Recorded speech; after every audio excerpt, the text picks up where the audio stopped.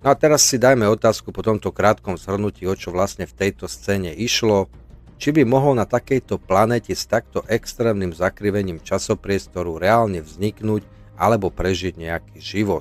Ak by na planéte dochádzalo k takejto extrémnej dilatácii času, napríklad v spomínanom pomere, že nech 1 hodina trvá približne 7 alebo aj 10 rokov, planéta sa musí nachádzať extrémne blízko horizontu udalosti čiernej diery.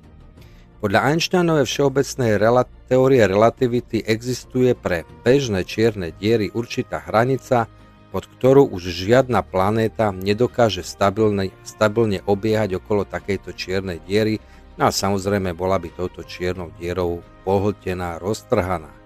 Aby planéta prežila takto blízko, ako to bolo urobené v tomto filme, čierna diera by musela rotovať rýchlosťou extrémne blízkou rýchlosti svetla.